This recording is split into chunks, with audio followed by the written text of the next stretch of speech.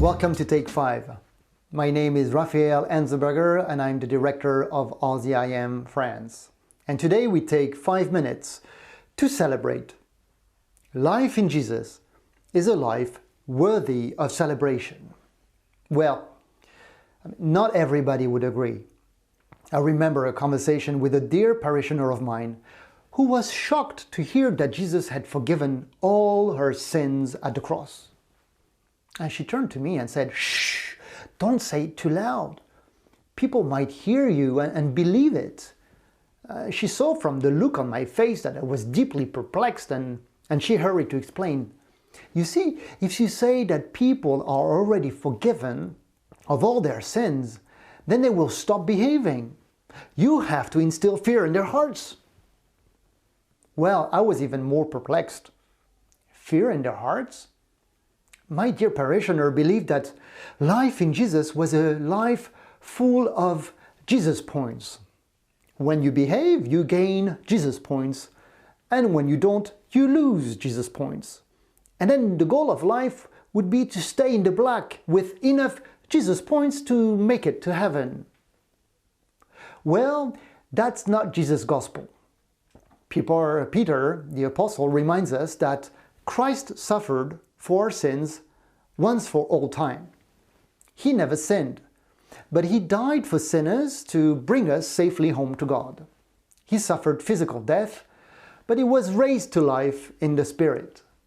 In other words, as Billy Graham used to say, in Jesus we have a full forgiveness of our past, a new life for today, and a firm hope for tomorrow.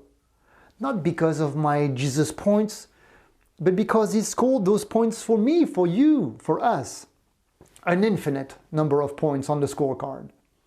See, our debt is infinite before God, because we have sinned against a God who is himself infinite. It is not what we have done, but against whom we have sinned. This is the critical factor in the equation.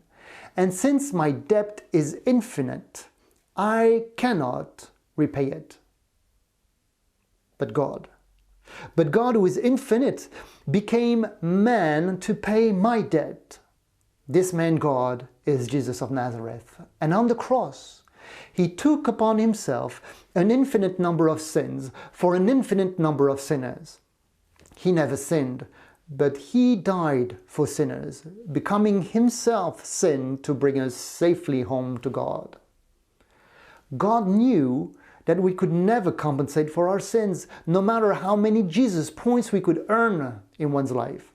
So he substituted himself to our sins, and he suffered physical death, but he was raised to life in the Spirit, so that full forgiveness for our past, new life for today, and firm hope for tomorrow could be ours in him. Well, my dear parishioner was amazed. "I've never heard this before in my life, and yet I grew up in the church. And now I understand why you are all always so joyful. You celebrate life in Jesus because Jesus did it for you." Oh, she got it. She got it. But sometimes I forget, and I go back to the Jesus point scorecard. And when I sin, I'm afraid that Jesus will come and smack me in the head, as if to say, "You just lost a Jesus point, my friend. This is not good." And then fear fills my heart. It does not draw me nearer to Jesus.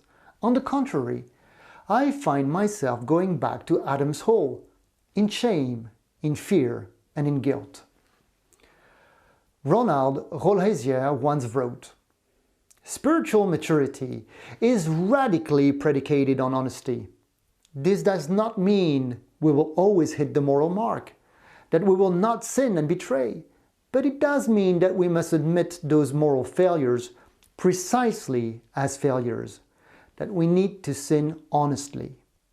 We are as sick as our sickest secret, but we are also as healthy as we are honest." End of quote. So I learned to walk in honesty, and I learned to celebrate freedom in Jesus. No more fears. just the awesome feeling of being loved beyond myself. Are you worshiping Him today?